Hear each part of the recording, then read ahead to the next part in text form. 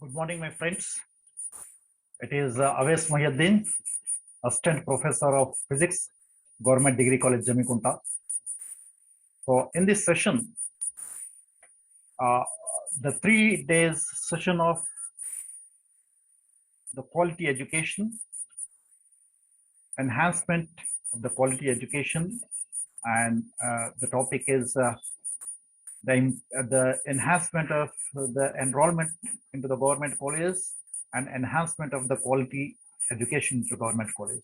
So in this regard, our team is going to suggest a few points.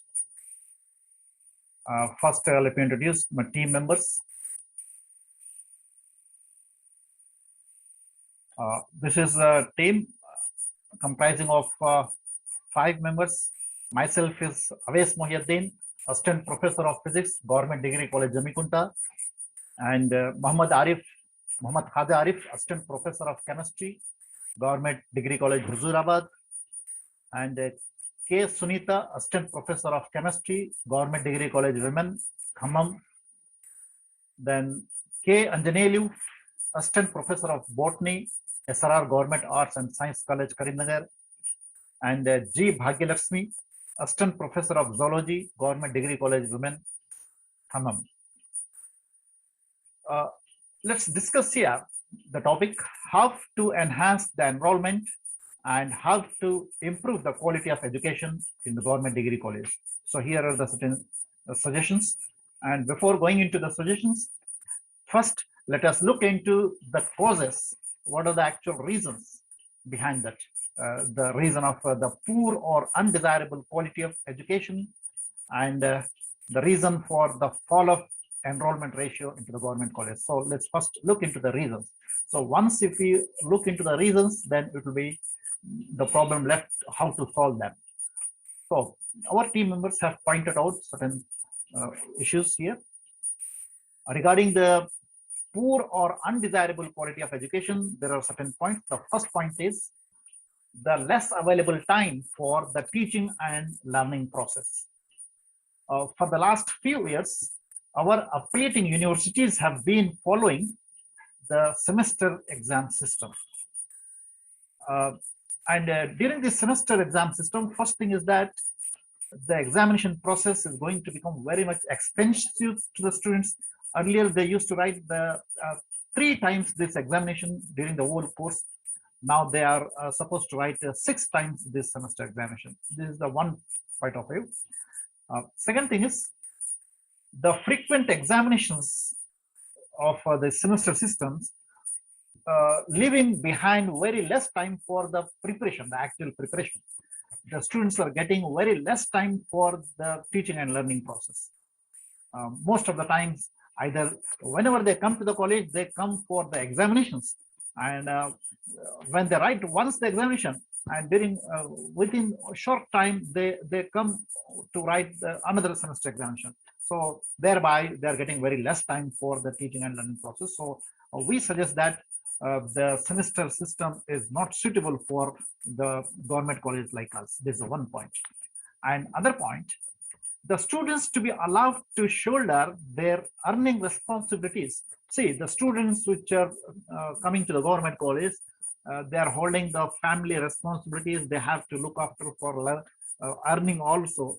So the timings of the colleges should be so flexible that the students should, at one time they have to earn and they have to again come to the college. So the timings of the colleges, the same timings should are not suitable for every one student.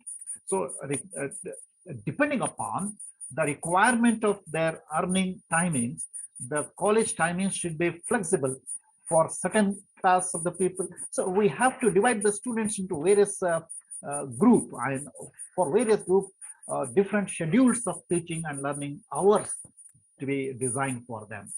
All the students should not be called into the same hours.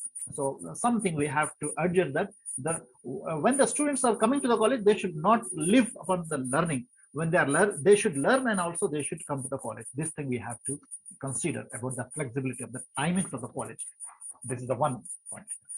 Next, when the students get admission into the undergraduate course, the affiliating university used to design the syllabus keeping in mind that the student has already passed the 10+2 level, but actually the students is not into the position to cope up with the undergraduate syllabus. So the student is required to undergo some bridge course. So we have to design some bridge course, which is very much essential. This is one point. And another point, in most of the colleges, see, with some exception, I'd like to mention that with some exception, majority of the colleges are such that where the IQAC, the internal quality assurance cell, is not so active. They'll become active only during the assessment time, NAC assessment time, and in rest of the years, it's very much idle. So actually, see, again, I'd like to mention that with certain exemptions, I'm telling, some colleges are doing that, but some majority of the colleges are not doing that. So the counseling of the students should be done. So the students' counseling should be done. We should inquire what are their problems at their homes and about their progress. So the counseling procedure to be adopted in each and every college. So all these things to be monitored by the internal quality assurance cell. And in the same way, when the college is having various committees, all these committees should be kept active, and it is the responsibility of the IQAC cell to see how these committees are working. So this to be monitored. So this is the second point. And the third point, the colleges and the students studying in that college are getting the welfare schemes from the government. And these welfare schemes to be linked with the students' academic assessment.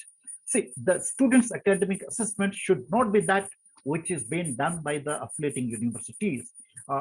We know this type of assessment is not suitable. Instead, one assessment system should be met in similar footings like the National Testing Agency does, NTA. So in that way, we have to conduct certain examination, and the purpose of this examination is to assess the student to get the welfare schemes. So this is the good initiative if it is done. So the students will force to write that examination in order to gain the public fund, in order to get the welfare from the public fund. So these are the some suggestions with regard to the enhancement of the quality education. Our next topic is about the reasons for the poor enrollment in the government degree colleges. So here also 2 points we'd like to mention. One is the free fees reimbursement scheme to the private colleges. See, actually the fees reimbursement scheme is met from the public fund. When it is met from public fund, it is to be given for the public funded institutes only. Why should this be given to the private colleges?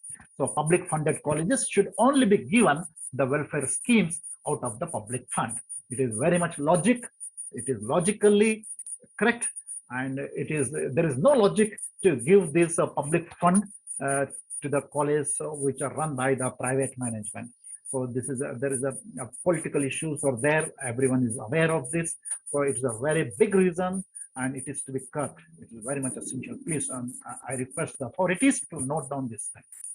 The second reason about the poor enrollment into the government degree college is that the premises of a majority of the colleges are very far away from the localities. Whereas if you see the private colleges, though they are running in the rented buildings, but the premises are within the city. When the student is arriving on the bus, when they get down from the bus, directly he walks to the college, to the private college. Whereas in the case of government colleges, when the student is getting down from the bus or railway station, again they have to hire one auto, or they have to take one more bus to go to the remote college. So mostly our government colleges are built at very far places. So this is one of the reasons for not getting good admissions. So the suggestion is that there should be some free and timely transport to be made available to the students. If we do that, if we ensure, you see, when the student is having an assurance that the free and a feasible transport facility is made available to him or her, then naturally the admissions will improve. And another thing is regarding the hostel facility, if we provide to the students, uh, especially to the girl student, then it is also going to improve the admissions. And similarly, the midday meals or some lunch or breakfast, something we have to arrange to the students. This is also going to improve the enrollment. So by these solutions, I'd like to close. And finally, I express my thanks to the authorities who have conducted such very good programs. And on behalf of my team members, I express my thanks. Thank you.